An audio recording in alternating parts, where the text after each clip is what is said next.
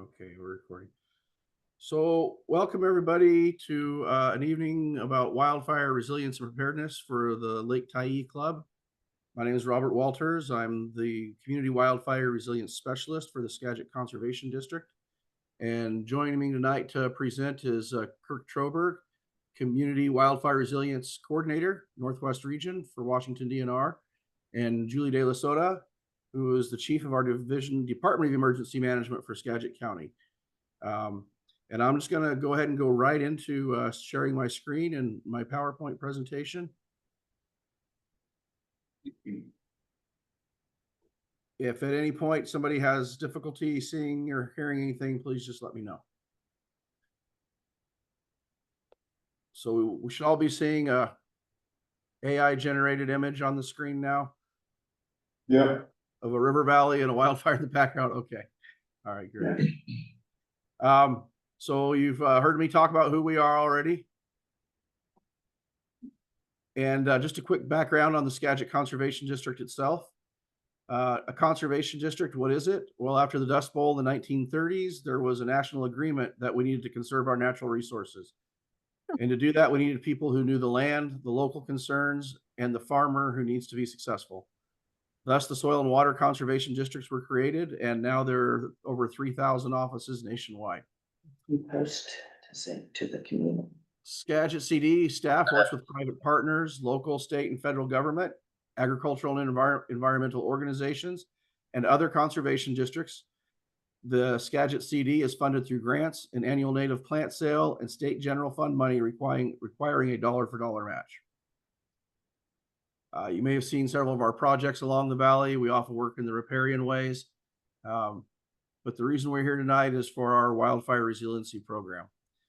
And tonight we're going to go over steps to protect your home and community in the event of a wildfire.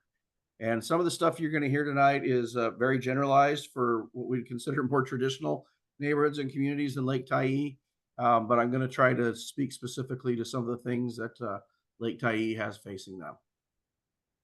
So our program here at Skagit is developed on 4 tenets. The first one being that of empowering landowners through providing them tools and resources, access to experts and workshops, similar to what we're doing here this evening.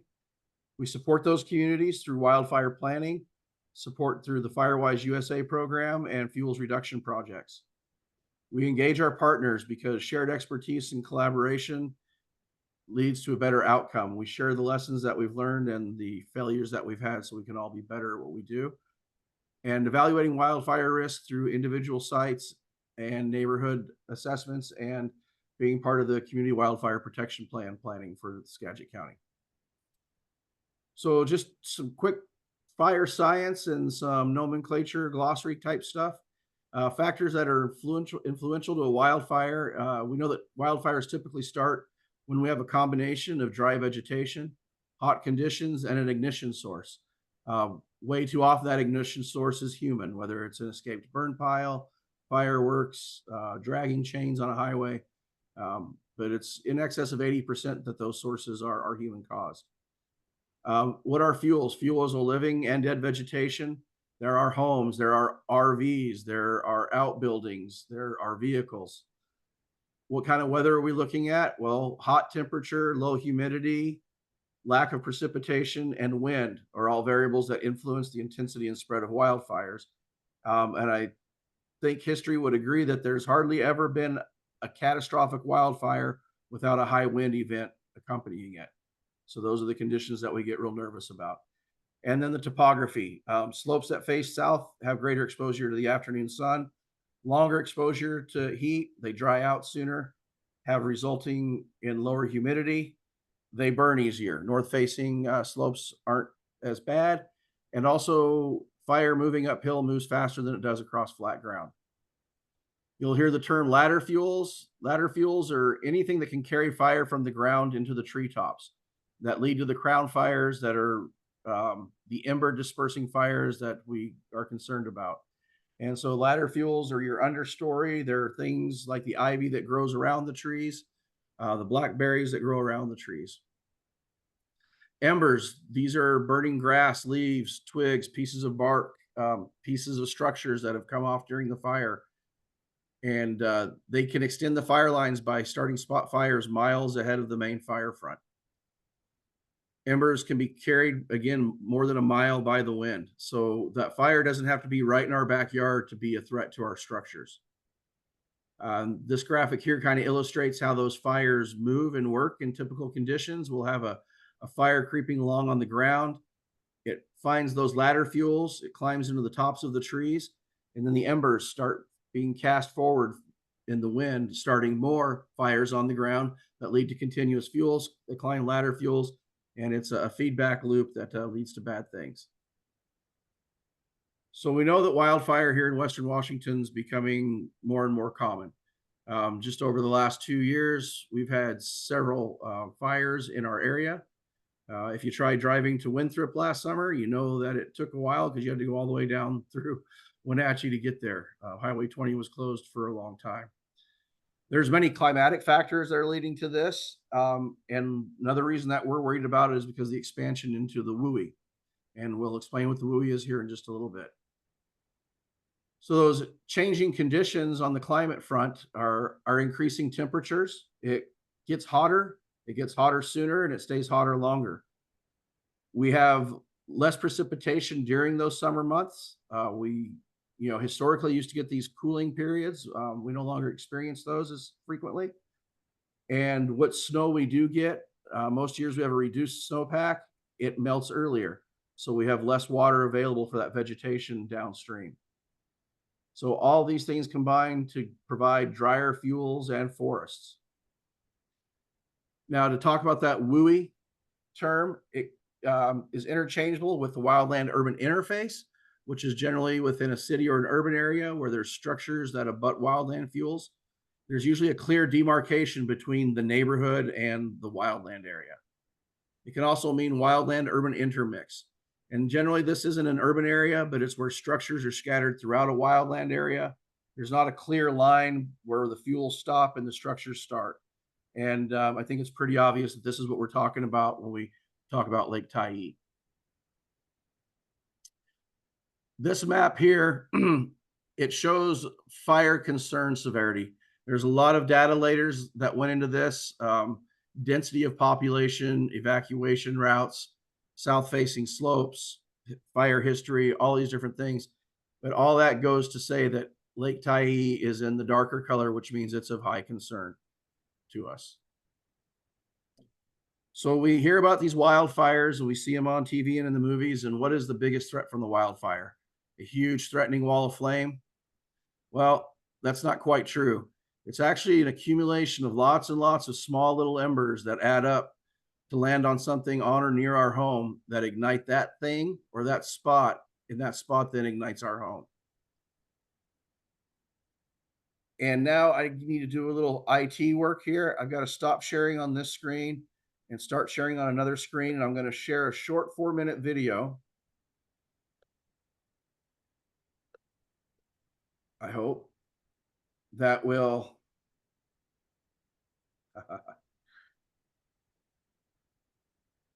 show how quickly these embers can catch stuff on fire on our home. Are we all seeing the YouTube screen now? Okay, thank you, Connie. So from start to finish, we're going to start with our ember generators, which we use to recreate a realistic ember exposure. Embers are those small burning and smoldering particles that may travel ahead of the fire front. And what we do with our generators is we create the realistic exposure, and in our wind tunnel, we're able to throw them at a building. And then we have a building that has two sides to it, a good side, which uses wildfire resistant construction, and what we're considering a typical building that we would see in a wildfire prone area.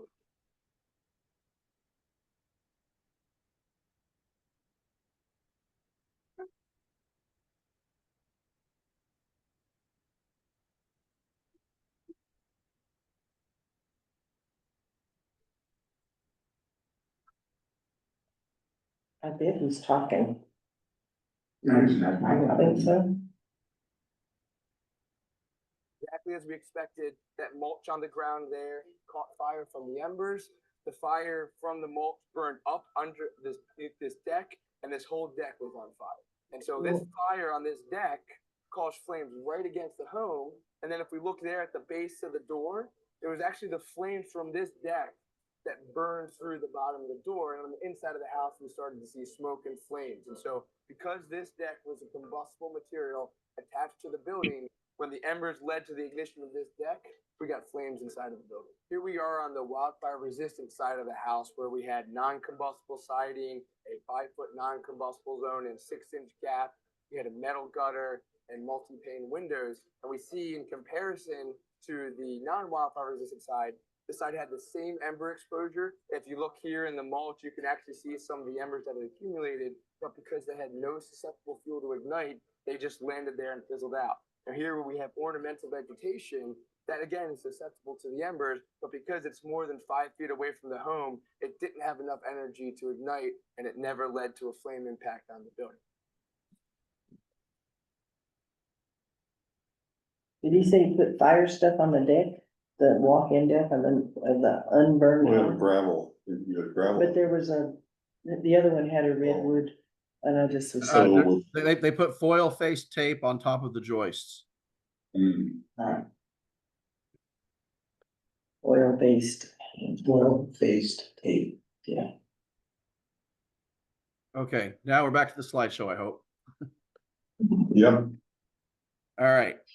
So after watching that quick video and knowing what we know about ember exposure now, we look at this picture and ask ourselves, can this house survive this fire? Well, let's look at what could have been done and might have been done for this house. We know the best practice for homeowners is to improve their defensible space by making improvements inside the home ignition zone. That home ignition zone is what we're seeing demonstrated here in this graphic. It's broken down into 3 smaller zones. And the most important one, and especially for Lake Tyee lots, because of the size of the lots, is going to be that immediate zone, which consists of the home itself and the first 5 feet away from it. And these are some of the key crucial things you can do in these areas. Clear all debris away from the bottom of the structures. Remove bark, bark chips, wood mulch, anything combustible that's right up against the structure. Screen any invents to the house with 1/8 inch maximum mesh screen. Some new publications are coming out now and recommending 1/16 inch. And cleaning gutters and roofs. So, you know, other than some minor landscape changes, most of this is good home building improvement advice anyway, just to kind of keep these things done. Now, we will talk a little bit about that intermediate zone, which goes out to 30 feet. Some of the lots, Lake Tyee, they don't quite go out 30 feet, but we're going to go out a little bit beyond 5 feet. And this is where we talk about our landscaping, the choices we make in the vegetation, and how we structure that landscaping. So anything that we have out there, we want it to be well kept. We want it lean, clean, and green. We want it pruned, all the dead material removed from below it and around it. We want to keep it healthy, watered and healthy and green. We don't want trees or large vegetation within 10 feet of the structure. If trees and large vegetation that close were to become engulfed in flame, they might present enough radiant heat or flame contact to then cause the structure to catch on fire. Spacing between trees and other vegetation, just so we don't have a fuse or a continual line of fuel that can carry fire from one spot of the property all the way to the structure. And then employing and using non-combustible landscaping, hardscaping, stone, masonry work acts as a fire break. Really hard to burn rocks. It's not impossible, but most wildland fires are not going to be burning your rocks. And then just because it's in the slide deck, we'll talk about that extended zone. And this would be something more for the management team and the maintenance, any landscape committees you might have. But eliminating those ladder fuels that we talked about when you get out there. Don't want continuity between a ground fire and the trees, the branches on the tree. We want to prevent those embers from becoming crown fires. And realizing that these extended zones may and do include your neighbor's property. So we do what we can on our lot, on our property, but then we communicate with our neighbors in our community so that we can work together to take care of our common vulnerabilities. So then I wanted to just briefly discuss some of the unique challenges that Lake Tyee faces. Number one is the shape of the lots. Many of the lots are circular. And so where they buffer and border, they create these little awkward shaped pieces of land that belong to the community club and not to individuals. So it's kind of hard to maintain the vegetation there. Whose responsibility is it? Who has the wherewithal to do it? The sizes of the lots. Again, the slides we just saw said that we're supposed to go out to 100 feet to do wildfire mitigation. But if we do that, we're 2, possibly 3 lots over in Lake Tyee. So this proves a challenge. Kind of alluded to this a second ago, but the maintenance capacity for those common areas.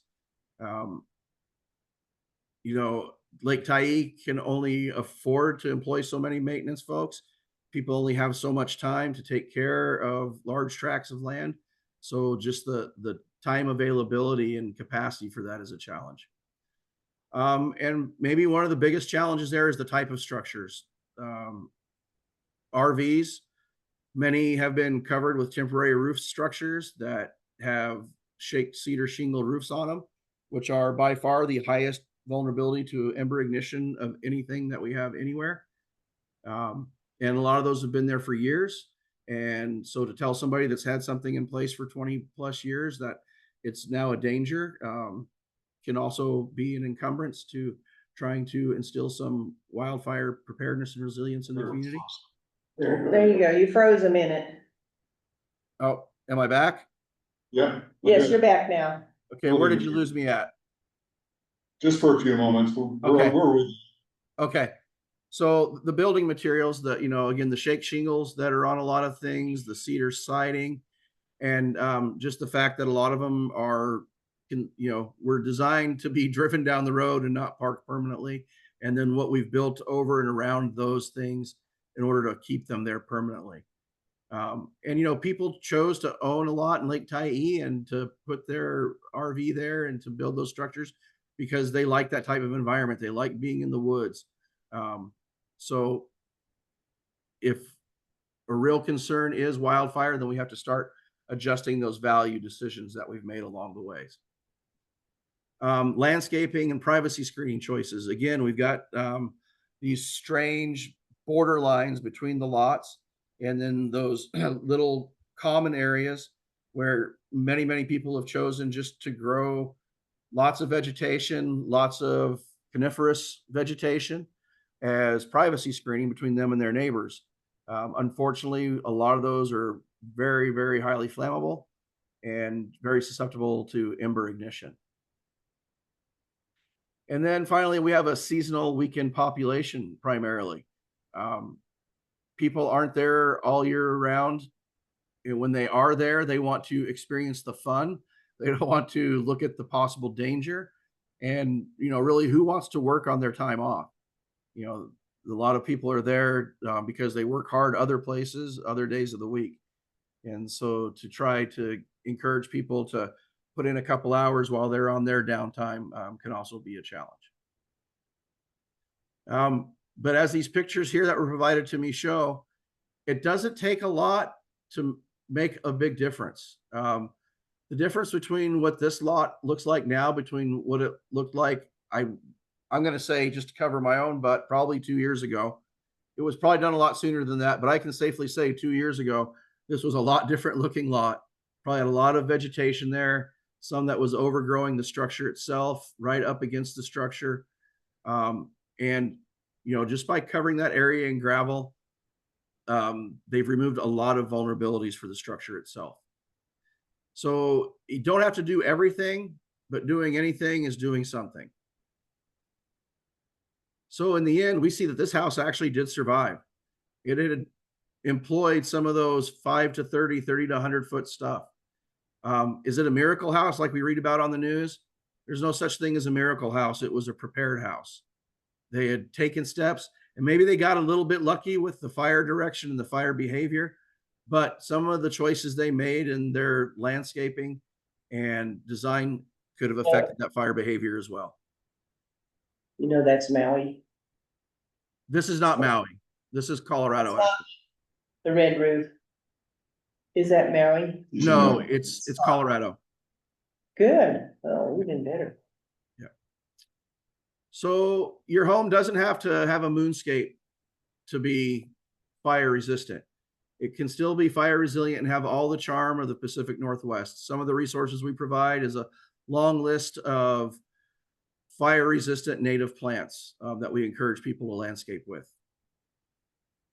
So the next steps that Skagit Conservation District and Lake Tyee can take together is supporting individual wildfire risk self-assessments. To be honest with you, the size and scope of Lake Tyee would be kind of preventative for us to do multiple individual risk assessments. But in order to overcome that, we want to employ a train the trainer program with owners and members of Lake Tyee, where we would take some time and put you through some video learning. And then I would probably come up for one day, a half day of a little bit of classroom and on-site in the field training, and provide you with the resources so that somebody there in your community could take on this responsibility of helping their neighbors assess those ignition vulnerabilities on their property. And then finally, if you choose to go further with that community organization kind of thing, we are your handholders for the Firewise USA program, as well as a new program being launched by Washington DNR called Community Wildfire Ambassadors. That is kind of a peer-to-peer program for communities that are working in the wildfire mitigation area. Our fire marshal, Bonnie LeCount, was unable to be with us this evening. She's been, in her words, very busy with fires and all the other things she has to do every day. So we give her much forgiveness, but she did want me to share her contact information and let you know if you have any questions, always feel free to reach out to her. And then finally, for me, here is my contact information as well as my cohort, Alexis, who I hope she had a really good vacation. She deserves it. And with that, I'm going to stop sharing and let Kirk do his thing. Thank you, Kirk. Awesome. Thank you. I'm going to start sharing.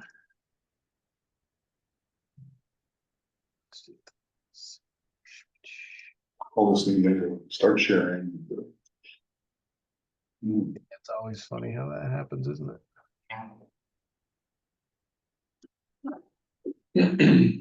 Okay.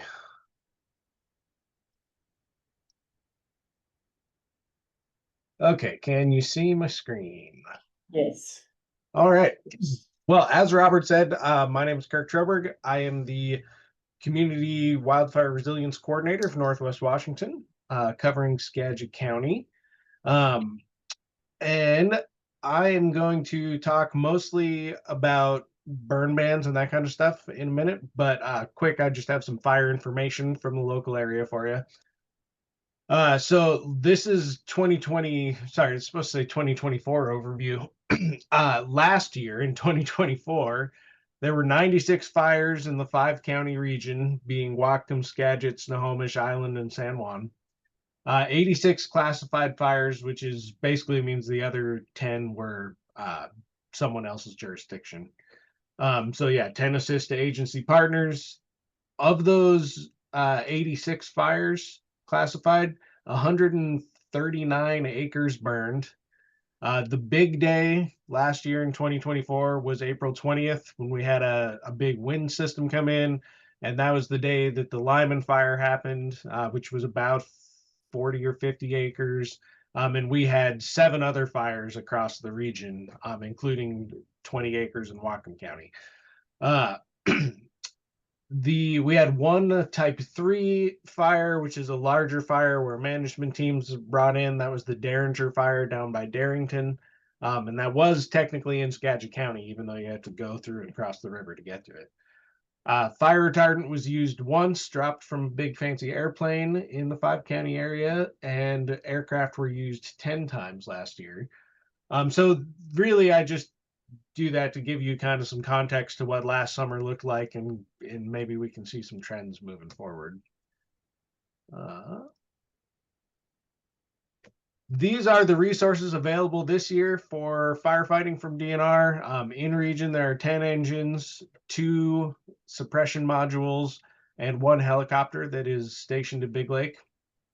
At any point, some of those could be gone fighting fire elsewhere. One of the suppression modules is actually in Alberta tonight on their way home from Saskatchewan because they just spent 2 weeks fighting fire up there. So that's what's available in the area. And I adapted this slide from a presentation I did recently in Whatcombe County, which is why I just thought that was a cool picture, so I kept it. But that was the Lake Whatcombe fire in 2023. So similar fuel type. Okay, so really I had heard that there were some questions about burn bans and outdoor burning.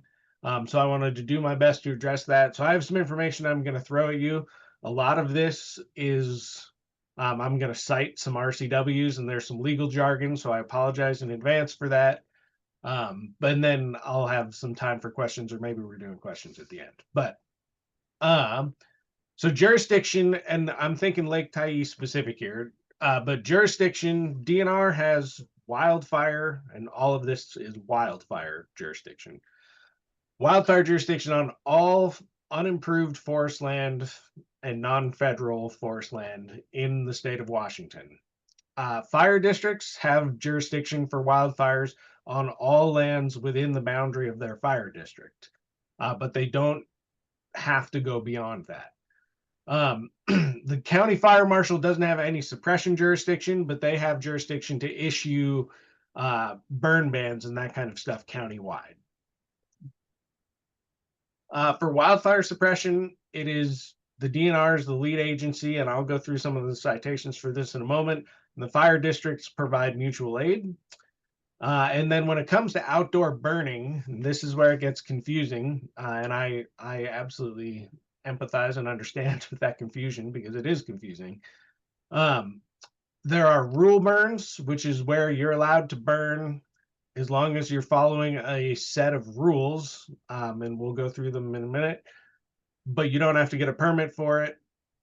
That includes things like recreational fires or debris burns. And then there are burn permits where you have to get a permit from some agency, right? So agricultural burn permits are issued by, I think, Department of Ecology. Silvicultural burn permits are issued by the Department of Natural Resources. The land clearing burn permits are usually issued by the county fire marshal, and I believe that's the case in Skagit County, although like Island County, for example, does them through the Department of Health.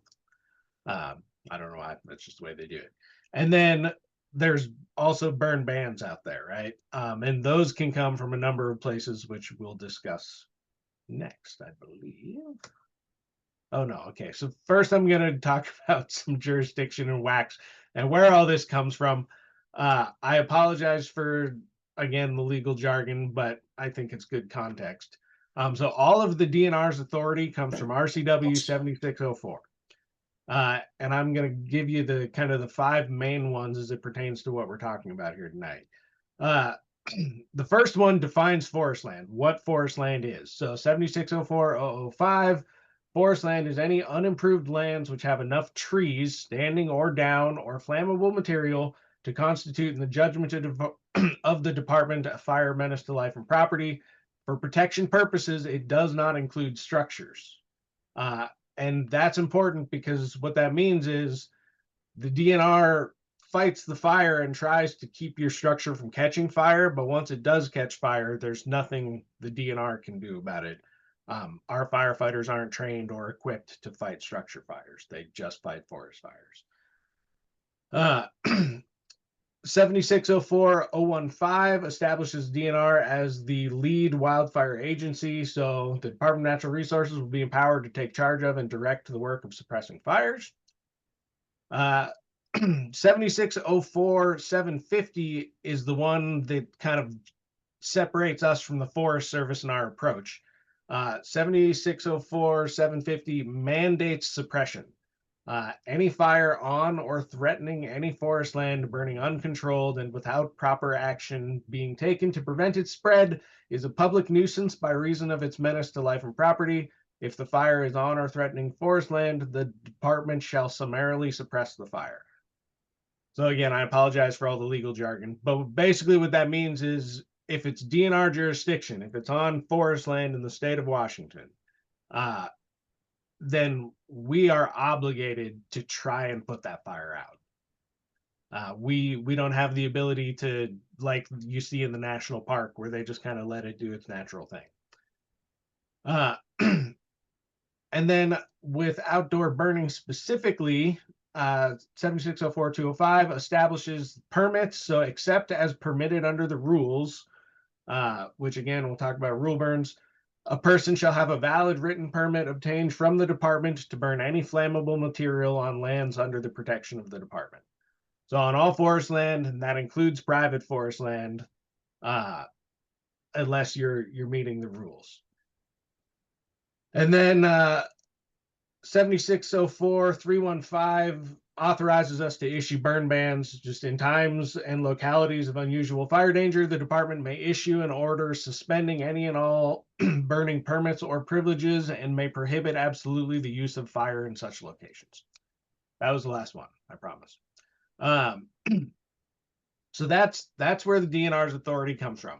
And where jurisdiction for Lake Tyee is, you guys are kind of in a weird gray spot, because if I'm not mistaken, you're outside of the fire district, the nearest fire district, right? Correct. Okay. So they don't have an obligation. Now they may still respond out there. I don't want to make it imply like they're not going to. I can't speak for them. But they don't have like that obligation by statute to do so, right? The DNR does have an obligation there for wildfires, and you're still within Skagit County, so the county fire marshal still has their jurisdiction there too. Okay, so the outdoor burning rule burns, there are basically 10 rules, and I don't have them on my slide. I won't read to you anymore, but you can go to the website, and I'll actually have a QR code at the end for it too. And it establishes the rules for burning without a permit. Fires have to be a minimum size. It's 10 by 10 part of the year and 4 by 4 in the hot months. And you've got to have water nearby. Someone has to be on site. All the things that you would think are common sense. The wind can't be howling, but as long as you meet those rules, you can do what you want. Well, within the rules, right?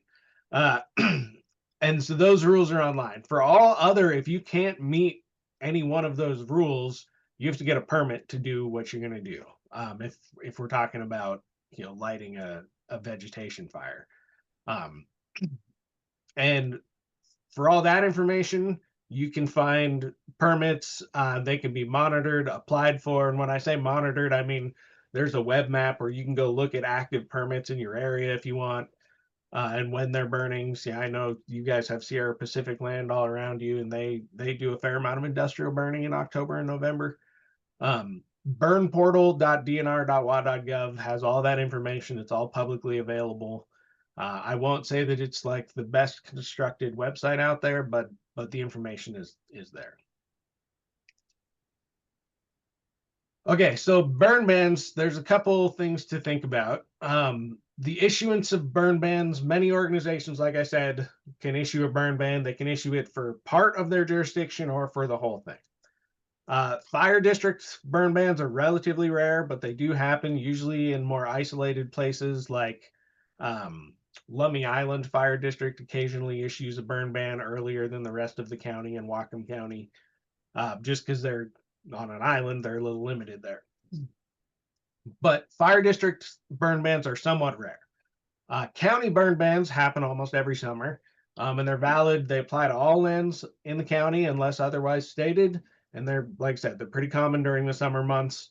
DNR burn bans are the same, in that they're valid on all lands under DNR jurisdiction, which is non-federal forest land, unless otherwise stated. Common, they usually occur every year, and they apply regardless of whether the county has a burn ban on, right?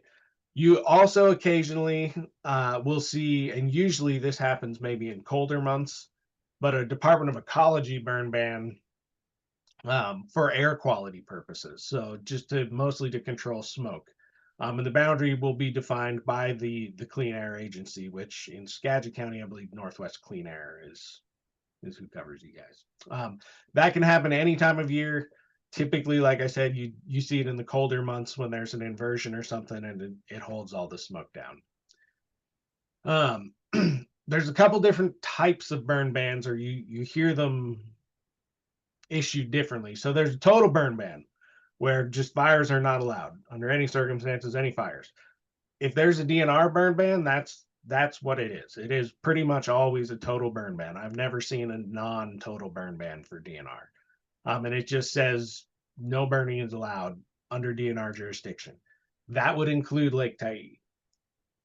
There are some counties often issue modified or staged burn bans. When I say stage, you'll see like stage 1 burn ban, stage 2 burn ban. Different counties use different nomenclature, but it's usually the same concept. And they can restrict some burning while allowing other burning. So maybe they'll say, you know, no more industrial burning, nothing's bigger than 3 by 3 and 2 feet high for recreational fires allowed, but those little fires are still allowed. Any of those departments could issue those burn bans. The kicker is to, one, pay attention to who's issued a burn ban, and two, well, the last thing here really is, if a community is subject to bans from multiple jurisdictions, so you've got overlap, the more restrictive burn ban is the rule. You can't throw out the restrictive one and say, you know, well, they don't, or like, you know, if the DNR issued a burn ban, you can't say, well, Skagit County doesn't have one, so we're still allowed, or vice versa. Well, the DNR didn't issue theirs yet, so we're still allowed. If you are subject to it by the jurisdiction, then the most restrictive ban that you're subject to is the rule. And the last thing I'm gonna toss out is, here's the resources. So these QR codes will take you to these pages. You can snap a picture. I can include these slides in an email later. But you can hold your phone up and read those. One will take you to the left one will take you to the DNR's outdoor burning page, where there's tons of information. It'll tell you if there's a burn ban. It'll tell you who to call. It tells you how to you can navigate there to apply for a permit. So lots of good information. The other will take you to the Skagit County Fire Marshal's page, which is the other one that would be probably most relevant to you guys at Lake Tyee. And Robert already pitched Bonnie's information, I think, so that's good. You're hearing it twice tonight at least. I don't know if Julie will have it or not, but yeah, those are the two jurisdictions that you guys would be most likely to encounter a burn ban from. And you know, really with that stuff, it just comes down to common sense too. Like, you know, there are times where you know, like, oh, that's probably just not a good day for a fire. So that, I believe, is all I had. So I will stop sharing and give it back to Robert, or am I passing it to Julie? You can just pass it straight to Julie. All right. Take it away, Julie. All right. Well, hello, everyone. I'm going to pull up my slide deck, and I'm taking a little bit different approach today. I'm really looking at an all hazards perspective, and then making sure folks know about alerts and warnings and evacuations. So first check, can everyone see my screen? Yeah. All right. Then I'm going to carry along here. I'm also fighting a little cold, so hopefully I don't sneeze or cough during this. I think we'll be fine. All right, so the things we're going to talk about today, really 3 steps and then after a disaster, or I should say after a disaster or an emergency. So we're going to talk about your local threats and hazards, how to make plans and what kind of plans you need, how to make a kit and what kind of kits you need, and then after the disaster. So preparedness is a journey. It's not a one-time thing you do and then you're done. And we have a little video here that I'm going to cross my fingers and hope plays. And if it doesn't, I'll switch to another screen like we saw before. Preparing for disasters Playing? can seem overwhelming, especially when you don't know exactly what you're preparing Yes. for, but it's actually pretty easy. In fact, it's only 3 simple steps. 1. Know your hazards. 2. Make a plan. And 3. Build your kits. It's that simple. But where do you start? And how do you know when you're finished? Well, you're never really finished. Because preparedness is a lifelong journey, not a one-time checkbox. While some may be further along than others, everyone is somewhere on their preparedness journey. Maybe you haven't started yet. Maybe you have a 3-day kit, or enough supplies for 7 to 10 days. Maybe you even have 2 weeks of supplies. If you do, great job. But even then, you're not done. There are always plans that might need updating, contact information to check, supplies to rotate and stock, loved ones to teach, and more. Point is, being prepared for disasters doesn't have to be overwhelming because we don't have to do it all at once. Anything you do to be prepared is better than doing nothing and simply waiting until disaster strikes. We just have to start. No matter where you are on the journey now, you can be prepared. Start simple. Develop a preparedness mindset by adding easy preparedness activities into your normal everyday routine. Buy 1 extra can of food each time you go grocery shopping. Keep a spare pair of shoes under your bed. Keep cash with you so you have options in case of a power outage. Even with small steps like those, you can get prepared for disasters 1 step at a time. Any preparedness is better than none. Start somewhere and then just keep going. You can do it. For more tips on getting started or continuing your preparedness journey, and to grab your free copy of the Prepare in a Year guide, visit mil.wa.gov/personal. All right. So really, there are lots of steps that go into preparedness, and people don't often take these steps. They have lots of reasons that we don't do the things that we know we need to do. Sometimes we feel like we'll never have to deal with an emergency where we live. Clearly, you know that's not true, or you wouldn't be here tonight for this forum. So you do anticipate something could happen in your neighborhood. Some people think that there's just so many emergencies, I can't really prepare for everything, or that preparing takes too long or it's too expensive. And there are strategies to each of these. I always say it's not a light switch. It's not just something that's done in a day. It takes a lot of small efforts to be completely prepared. Like we saw with the house that Robert showed, having that gravel around the house was one small effort, and there could be other things that can be done to prepare a home or prepare your family, but doing something is far better than doing nothing. So knowing the risks in our region, just looking at this 5-year window, and this is just formally declared disasters. So things like that Lyman fire, that was not a FEMA declared disaster. That is something that was dealt with local resources. But we could have big things such as the COVID. We've had floods in 2021. We've had mudslides in Skagit. Also, of course, was a really significant mudslide in our region.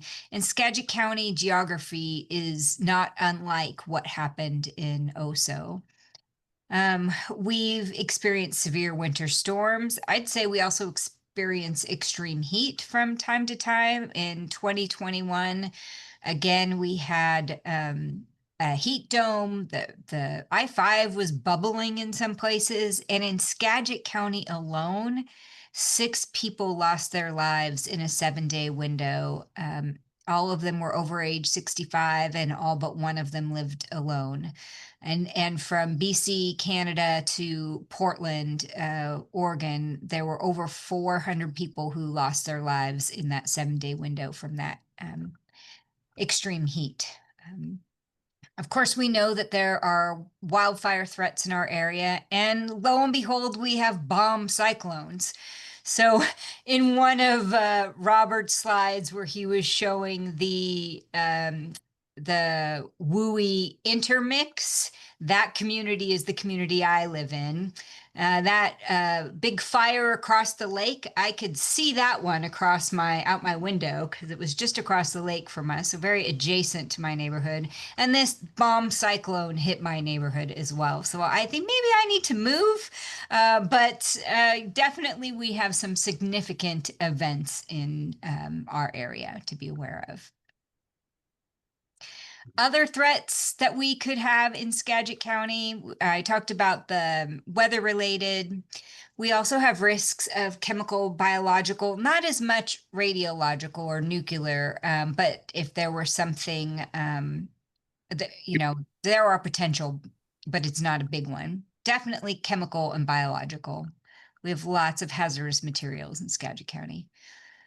Train derailments, we have very heavy train traffic, and often that the trains are carrying hazardous materials.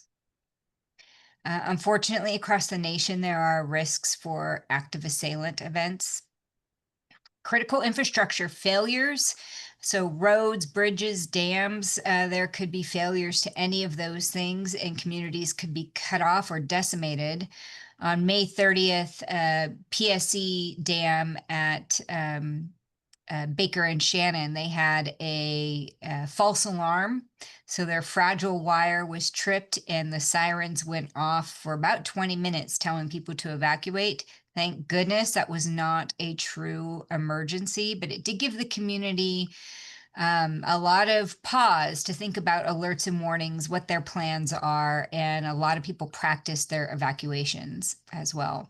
If you ever hear those sirens go off or sirens anywhere you are, do not call 911 and find out if it's real. Just evacuate. There are communities that have 3 to 4 minutes to evacuate. You don't have time to figure out if this is real or a false alarm. Just evacuate. Depending where you live in the county or where you visit in the state, we have risks for tsunamis. We have risks for volcanoes and lahars. In the continental United States, Mount Rainier is the most active volcano in the country, and Glacier Peak is the second most active in the country. And Baker is also a risk to our area. And we'll look at a little map so you can see where Lake Tyee or other places you live or visit might fall into that lahar. And of course, we know earthquakes. Washington is earthquake country. Everybody thinks it's just California, but no, we have quite a few fault lines in our area. The big one we worry about is the Cascadia subduction zone earthquake. And I'm not going to go too deep into that earthquake or that threat, but I just wanted to share this map. And you can see that Skagit County is predominantly in the yellow in this area. So we would have strong shaking and we would definitely have impact. But there are parts of the state that would have significantly more impact, especially along the coast. And the reason I bring this up is because should we experience this earthquake at the projected intensity, the resources that we would normally expect for disasters or emergencies won't be coming to us first. There's a finite amount of people who are able to respond to these kinds of events of this magnitude. What you don't see on the map is Canada and California that are also included in impact from this. So the Red Cross, Salvation Army, any recovery groups that would be coming from out of state would be going to those most impacted areas first. So we predict significant impact in Skagit County. That 6 to 7 on the modified Mercalli scale, that's where you would feel something driving down the road. There could be a third of our fire departments are not able to respond in that situation, but we won't get help first. So we really need to have our own personal and community preparedness so that we can wait until help arrives. So one of the most important things to do for preparedness is, as we get into step 2, is sign up for alerts and warnings. I'm going to skip this video and give you some more detailed information, but we'll send out these slides and you can watch these videos as well. But we will communicate with you on when there's an event, and there's many ways that we communicate. So I'm going to share a QR code coming up on Code Red. Code Red is currently the platform that Skagit County uses to be able to get messages out to the community. And that can be everything from you've opted in to receive an alert or a warning to it doesn't matter if you've opted in or not, we are sending an alert or warning. And that's usually, you're familiar with amber alerts or silver alerts. So that's that higher level that we can do. It's important that when you get a cell phone that you don't turn off the wireless emergency alert settings. Some people do that because those amber alerts that come in are really loud and they can be obnoxious, so people turn them off. I encourage you not to, because that is our way. If there's a true emergency, that's how we're going to get your attention.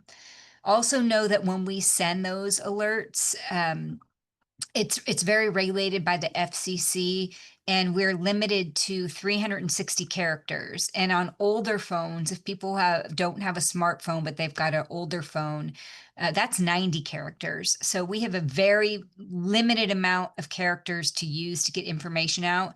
And the standard says we have to say who is sending it. So once we say Skagit County Emergency Management, that already takes up a lot of those characters. Just know that we'll usually include a short URL to a link where you can get more information. I really like the FEMA app. The FEMA app is one of my favorite apps, along with the Red Cross app, which I don't have on here. I should put that on here. Both of these apps let you set designations for areas outside of your home or where you live or work or recreate. So if you know people in another state that you want to keep an eye on or want to know if there's threats happening there, you can sign up so that you get alerts from that jurisdiction as well. And it'll generally tell you what you should do next. One of the things that prevents people from taking action in an emergency is all of these kinds of seminars that you attend, you just don't have easy access to when there's a lot of stress. So when this app pops up, and it will pop up automatically when we send one of those wireless emergency alerts, the AKA Amber Alerts, it would say step 1, 2, 3. These are the things you should do. So I really like those apps. You could also get NOAA weather alerts. And you might get that if you had a weather radio, or sometimes those will also come through the FEMA app. If you have an Alexa, Google, a Siri, oh, sorry, my Alexa's going to talk to me now. They will, you can set emergency alerts and warnings on those devices too, and they'll automatically give them to you. Of course, radio is the most resilient form of emergency communications we have.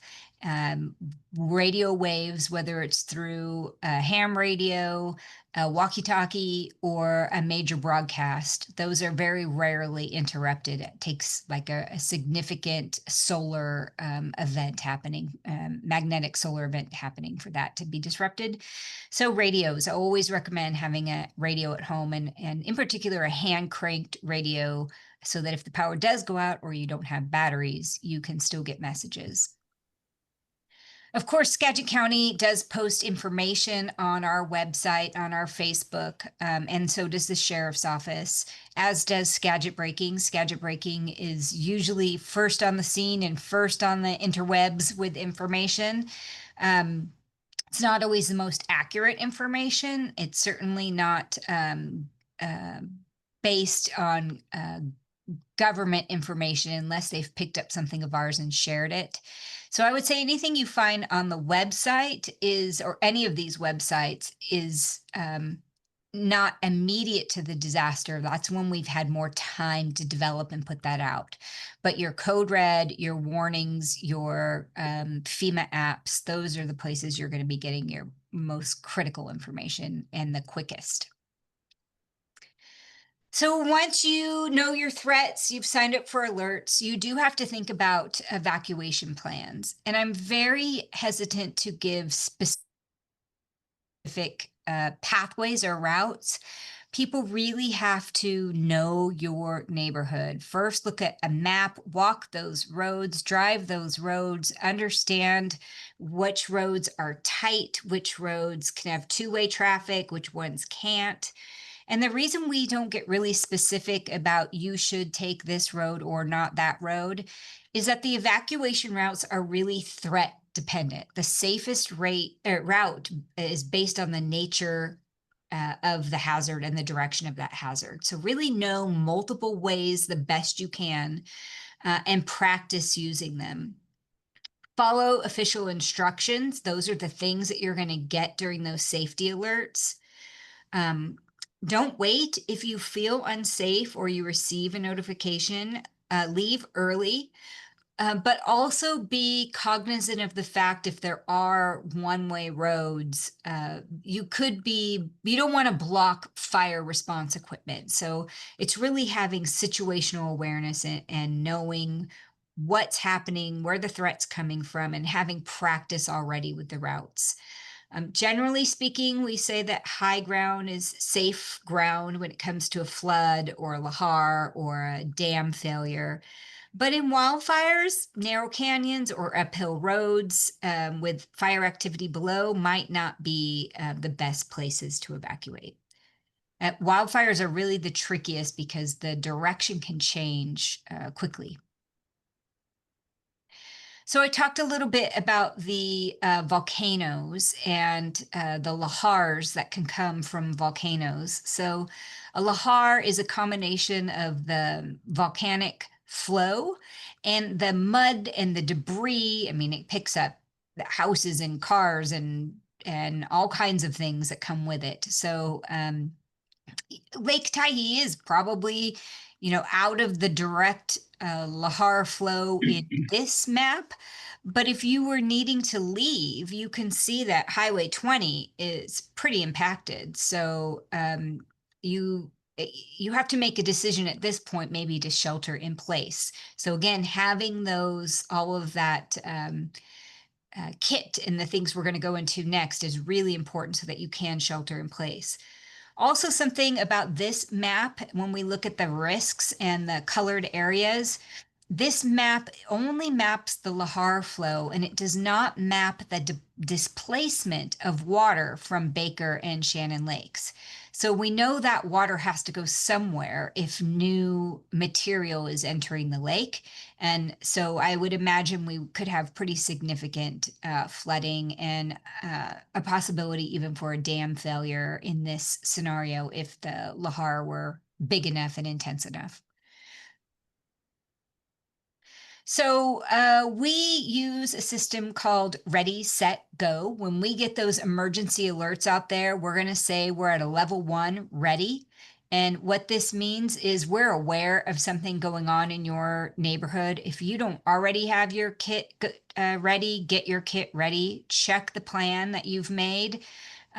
Prepare your home, monitor media, check in with your neighbors and friends. It's very possible that you will have to evacuate, but we're not telling you to evacuate yet. We're just saying there's a threat in your area. If the threat escalates, then you're going to be on a set. This means you could get a notice any time. It could be 2 seconds from now, or it could be 5 minutes, or maybe even not at all. Maybe the threat resolves. But at this time that we send a set, it really is time for you to be packed, be ready to go, have everyone together. And if you feel like you just want to get out of there, get out of here now. When we say go, level 3, there is immediate danger in your area. Go, go, go. Don't call 911 and find out if it's real. Go. Get out, follow the directions of any local officials that might be there pointing the direction of where you should go. Do not go home until the area has been deemed safe. And you know, there's no law. In fact, there's in Washington state, we cannot require people to evacuate.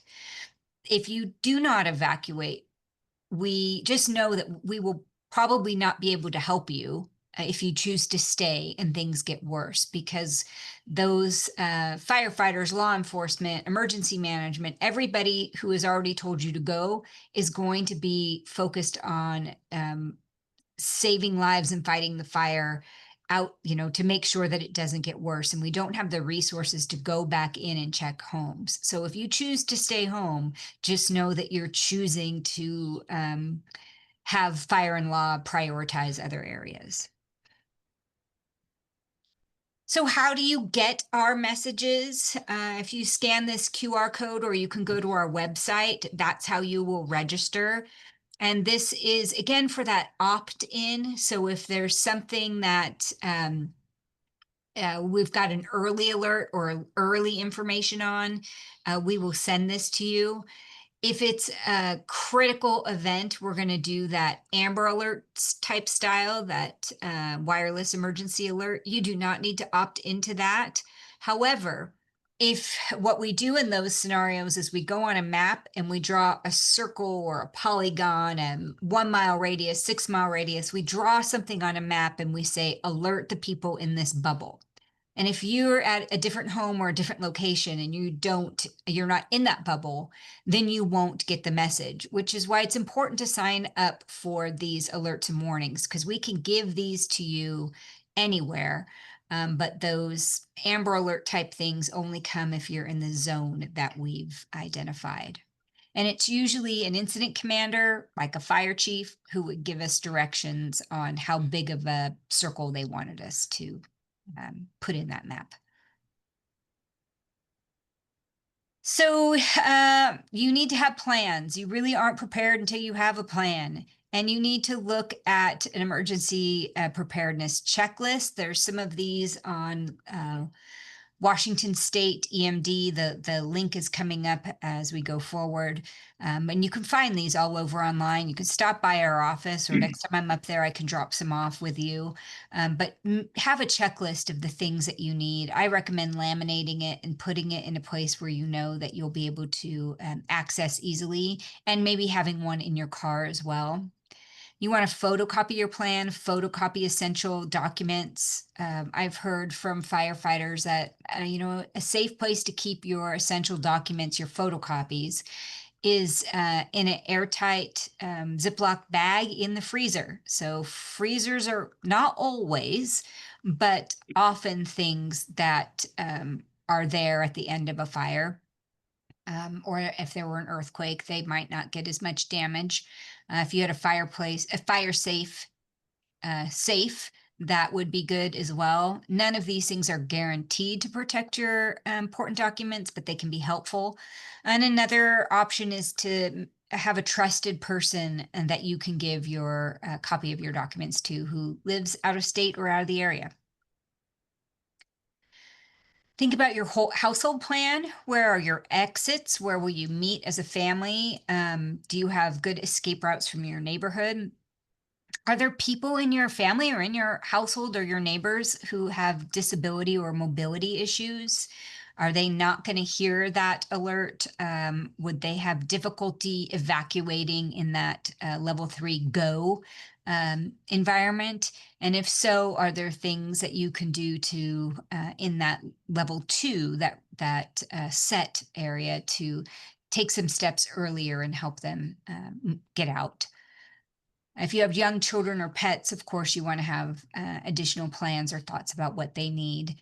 With young children, I recommend a comfort item. So if there's a deck of cards or a stuffed animal or Mad Libs or something you can put in your go bag that will help ease the anxiety and the transition, that can be a good thing to have in there.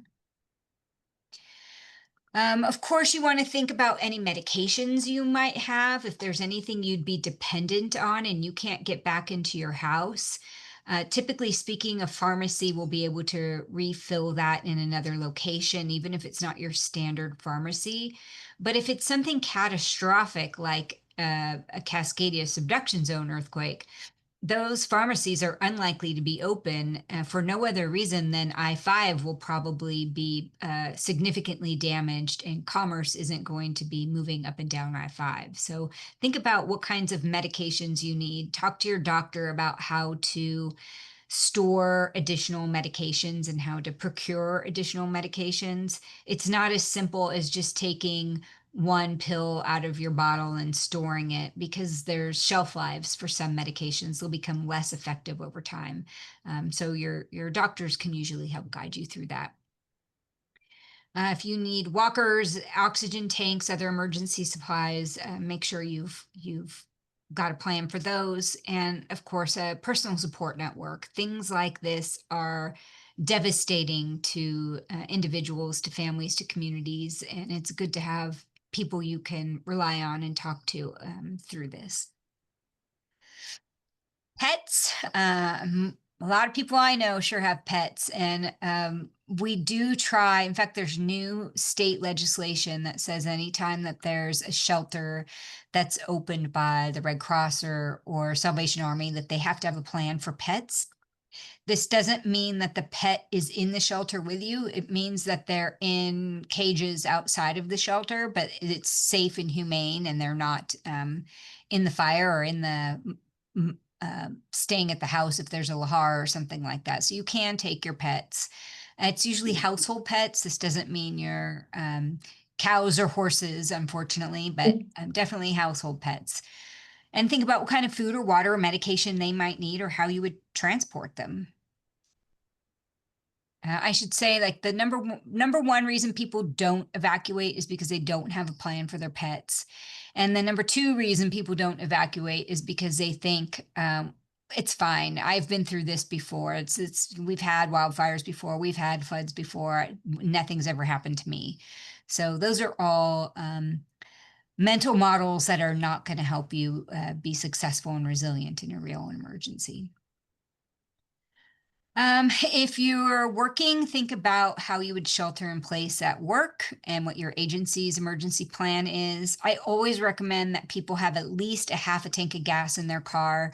Never really go below half, because you don't know if you're going to be in traffic. So if you do have to evacuate and Highway 20 is not an option, where are you going? And everybody else is going down those roads too. So you could be idling for quite some time and in traffic for quite some time. Make sure that you have sufficient gas. One of the videos talked about emergency cash. I recommend small bills. If we had a significant cyber threat and we couldn't use ATMs, or again, that Cascadia scenario, it's really hard to cash $100 bills with other people. So think about what you can do to have on hand bills no bigger than a 20. And I say a lot of 1s and 5s is probably your best bet.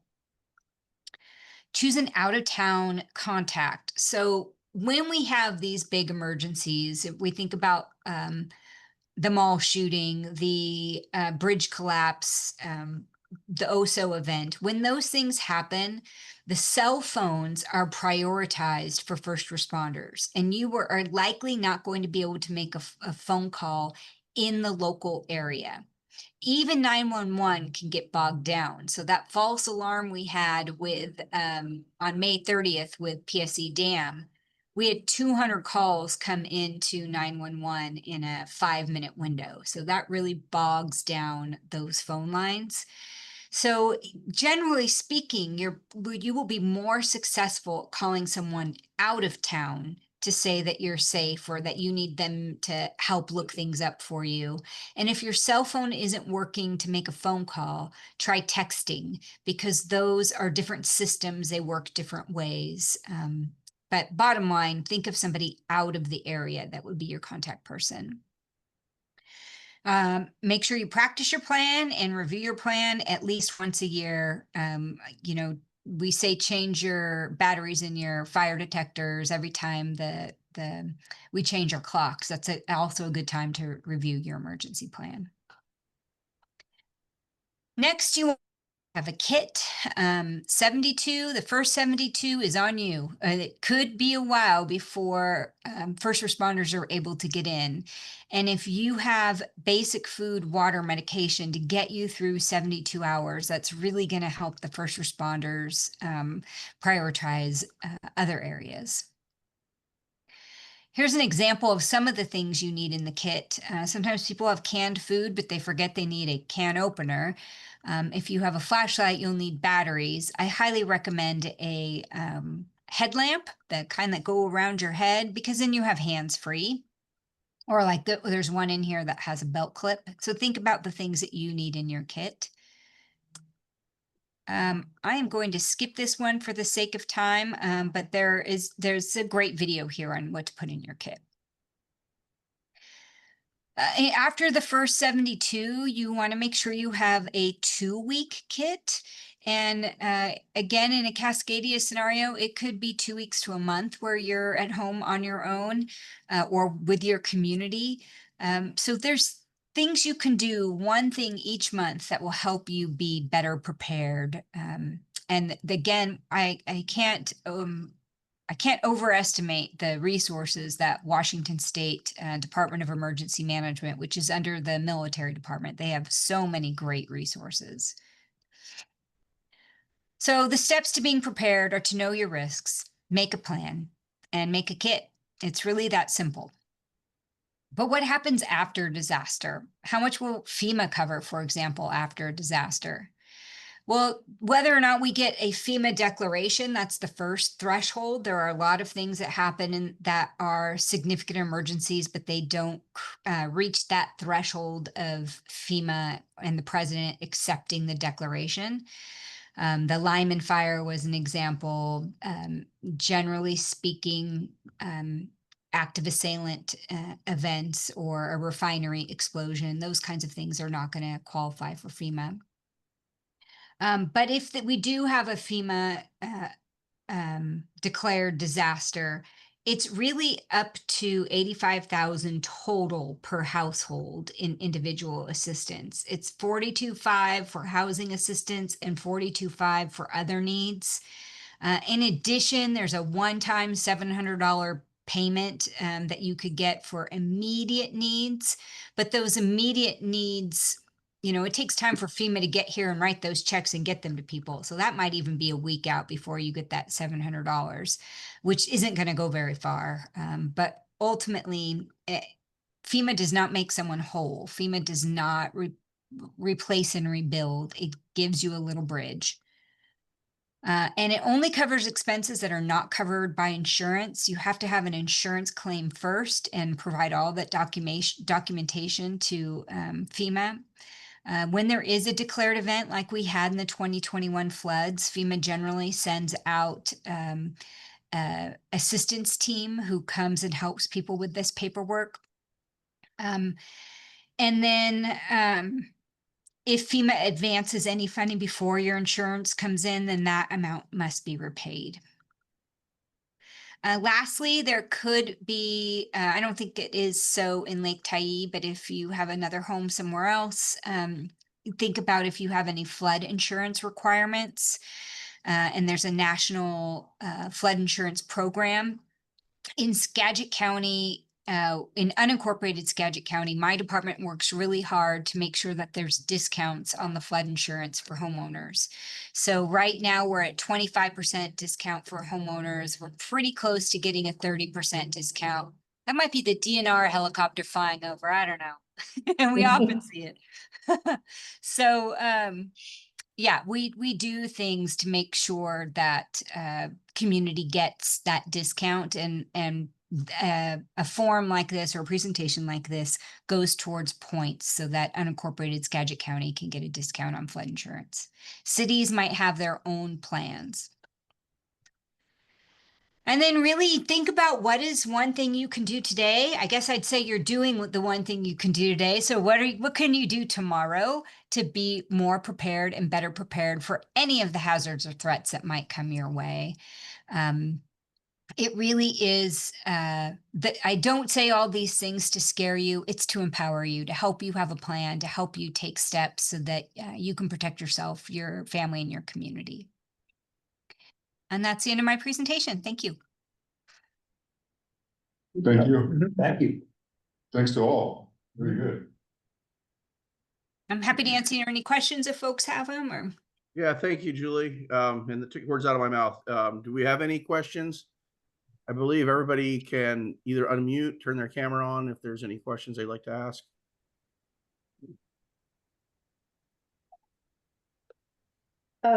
Robert, I have one question to the panel. How would we, other than the emergency alert systems that you went through, how would we know if embers are coming our way, if the fire is so far away from us? I understand that embers can travel 6 miles or maybe even further if they're large. Is there any way other than being in the alert area that we could know that? Kurt, can you speak to how they develop the incident perimeter? Yeah, you would be notified. I mean, if they're, well, let me back up. If you need to go, you would be notified, right? As far as how close the fire is, I mean, if you're seeing flammable embers falling, I think that's probably a good sign that it's too close. But you're right. I mean, under some circumstances, they can travel, quite a distance. But we don't usually see. Well, let me say this: there's pretty good science to show that most of the time, the embers that burn down your house are sourced from within 100 feet or so of that house. So it'd be a pretty rare circumstance for them to come from far away and be too big a problem. But I wouldn't say anything's impossible, I guess. And I'll add that in our alerts and warnings, we're not going to go into the details of there's embers or risks of embers or embers a mile away. We're just going to say, level 1, level 2, level 3, get ready, get set, go.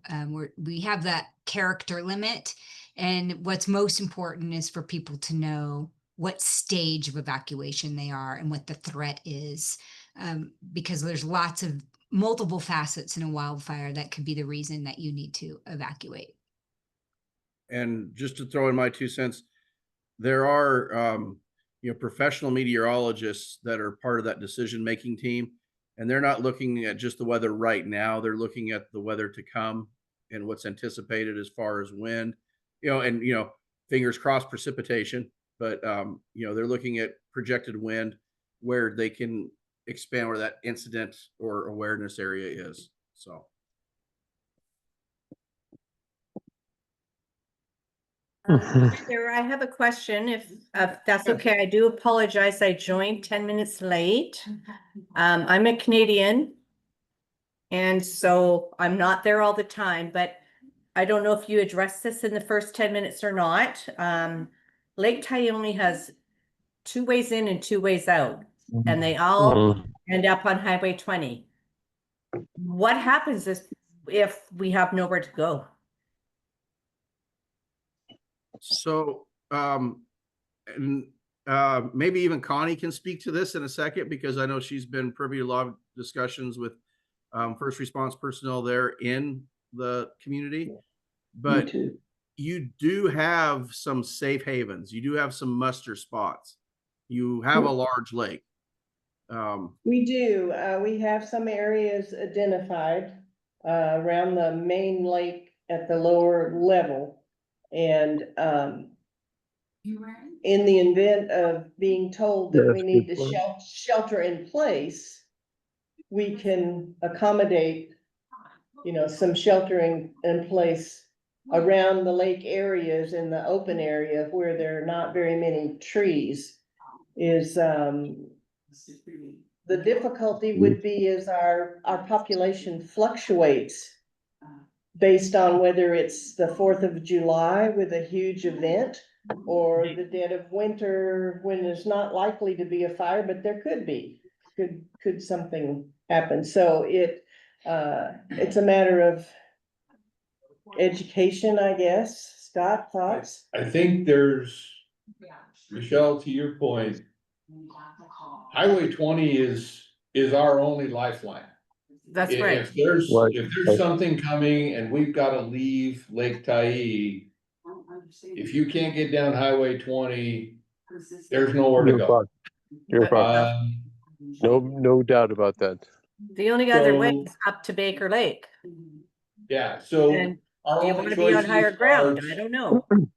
Yeah, our only choices are to evaluate what the danger is and possibly stay right here in your cabins here. Or if we had to move higher up, but if you look at the maps, like if it's the Lahar, going up the canyon would be dangerous, Bad going idea. down the canyon would be dangerous. You're better off to stay right here. Yeah. The shelter in place. In most cases, I would think a shelter in place order would mean to stay in your cabin. I can't think of a scenario where we might, try to get everybody in the park down to the lake. I think that would be its own problem. Yeah, But- that would be a disaster, I think. The best thing to do is prepare, get your plan set up, prepare a go kit for our RV areas, things that you need to take with you if you leave in a hurry or shut down or turn off. And have that plan clear in your mind and be ready in case we get a notification from the powers that be that say you need to get to Highway 20, and if you can't, you need to stay where you are. Mhm. And in the event of a huge Mm. conflagration around the lake edge would be the other last Yes, option. I would I say agree. that the most important thing out of all of this is to pay attention to the warnings that all the emergency services give. Mhm. Because that's your best chance of having a way out of here while there still is a chance to get out of here. Right. So if you're Right. ready to go, the minute these guys tell us you're not safe there. I mean, if Julie gave me a level 1 warning right now, personally, I'd be out of here. Gone. So. Yeah. Just wait till she Yeah. says it's safe. Right. Why take the chance? Do we have any other, significant population centers that are outside of a fire district, kind of like what we are in Skagit or anywhere else for that matter, I guess, because we're outside of the fire district. Mhm. I Yes. mean, it's like And- concrete or a town is what. Well, yeah, I mean, is that, are we unique in that respect, or are there others out there that do? Yes, you're unique, but you're not the only ones that are unique. Yeah. So it's pretty rare. But there are a couple. There's one outside of Marble Mount called Cascade River Park. It's a similar community of little cabins. It's on the Cascade River, a couple miles east of Marble Mount. And they're outside of the Marble Mount Fire District, but a really similarly structured community and similar situation. Okay. I In think my there's Len as experience, well. those fire districts, even if you're out of jurisdiction in an event like this, they're all going to provide mutual aid Oh, and yeah. support. So Yeah, we're- last week, what we had the sawmill burned. There were 5 agencies and 15 units on that fire. Wow. People just come in.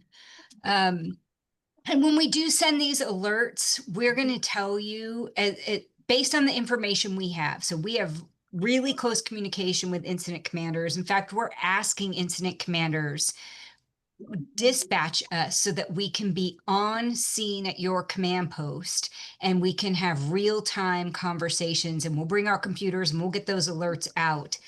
Because they're so busy fighting the fire, if you don't see who your resources are, it's easy to forget about us. But we can get these alerts out and we will tell you, take this road or take that road based on the information we're getting from command. There could very well be situations where there isn't a good road, and we're going to give you the best information we have.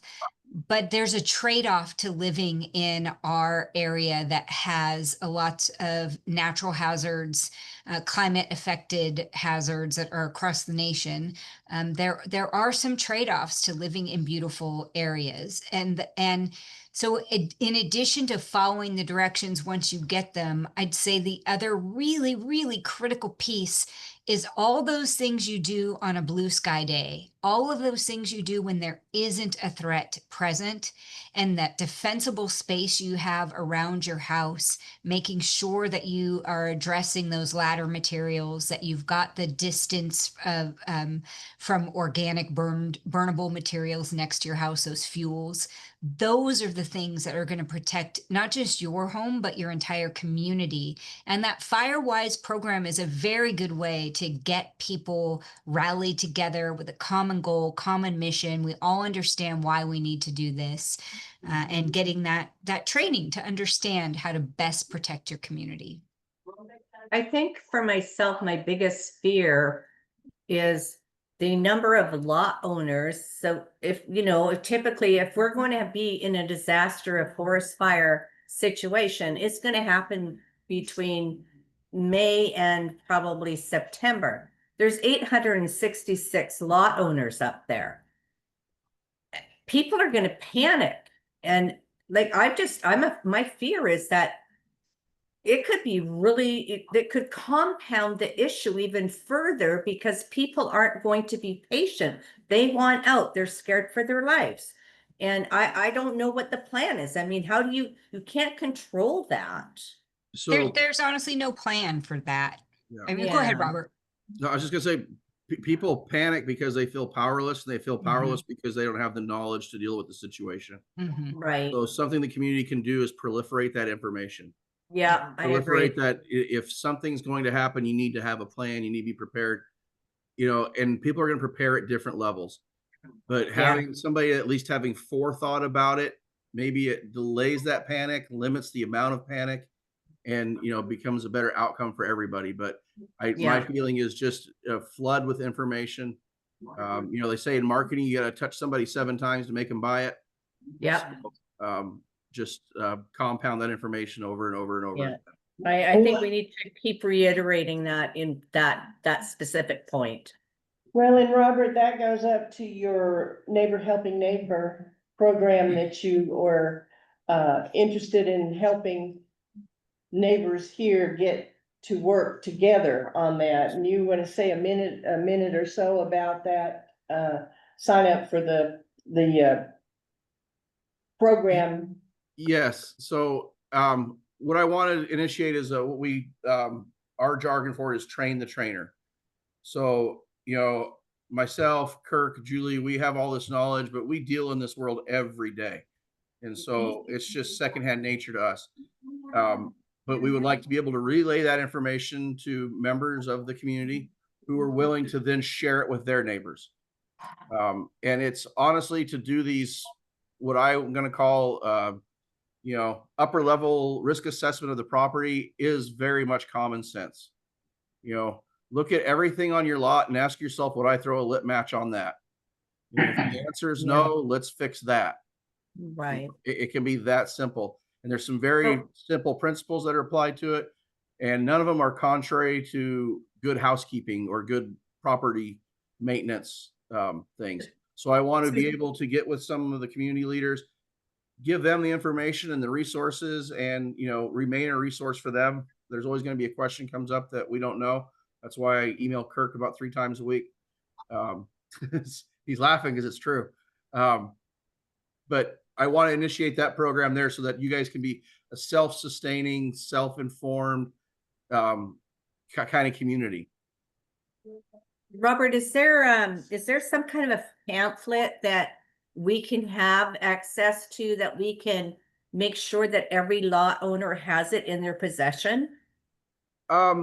Yeah, so I have provided some of these before, and I'm happy to do it again. But the one that we kind of go to is a trifold from FireWise USA.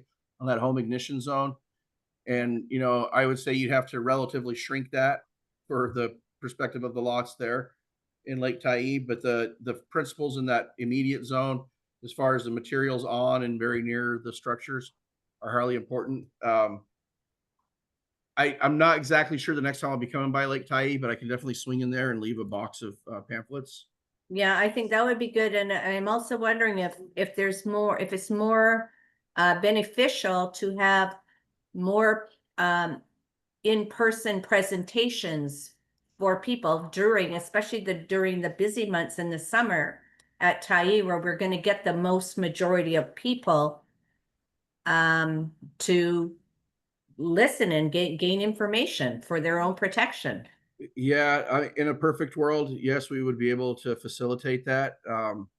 Our capacity and our funding is limited, Right. and has become even more so. Our fiscal year ends on Monday, and so we've been putting together budgets and budget asks for the next biennium.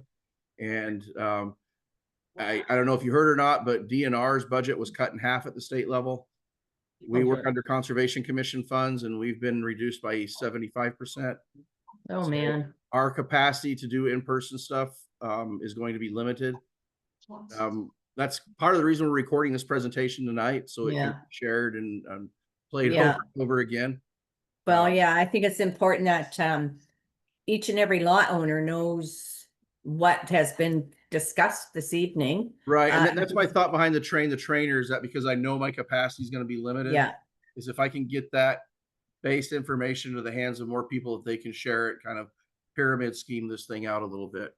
Right. Well, maybe A lot of one stuff thing. you can download to your phone too, right? You can download some of those pamphlets and then you can have them on our phone all the time. Yeah, I Kurt just shared it. I just dropped a one-page Firewise PDF in the chat. Thank you, Kurt. Yeah. So maybe what we can have a community hall meeting at the clubhouse and share this entire video with the lot owners. Just for educational reasons. I mean, a lot of people, there's only 10 people. There was only 9 people on this call. My goodness sakes, really?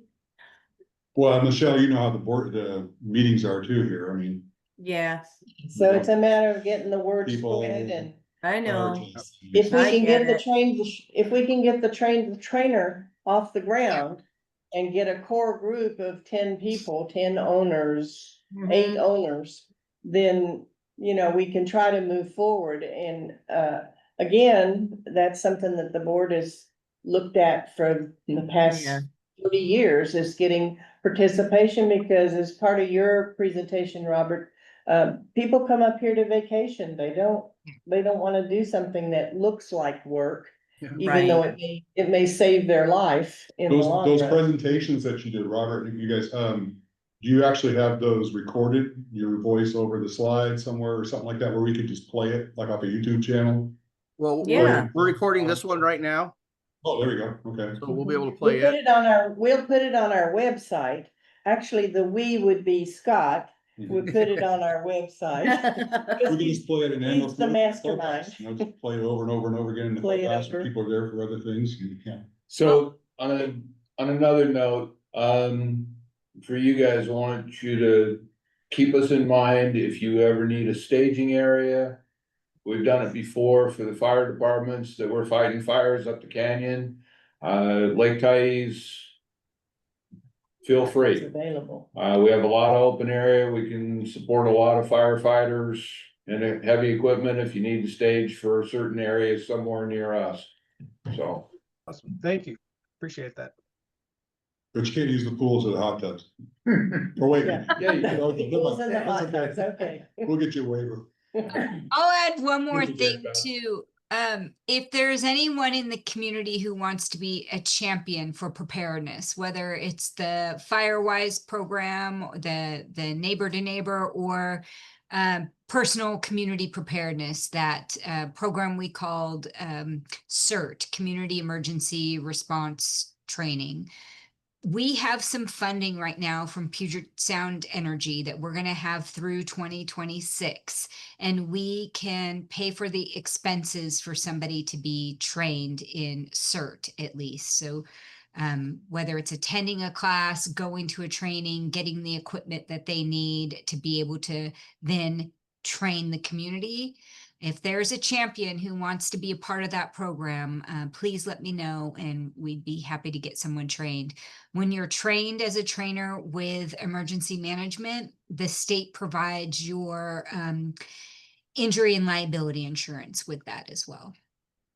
It's a And that is fantastic an program. excellent program, an excellent program. We're both certified and trainers, and it is something well worth every bit, all of our staff and the whole board, it'd be worth having the knowledge from a cert program, so. We can get you, if you want to train, we can get you equipped again with backpacks and things to give away to the community if you wanted to do a cert class up there. So let me know. I imagine that wouldn't be open to Canadian resident, would it? Absolutely would be. Oh, really? Yes. Okay, that's Yeah. interesting. Yes, it would be. Well, you guys are already trained. I mean, you guys could start putting on classes in the clubhouse. We could.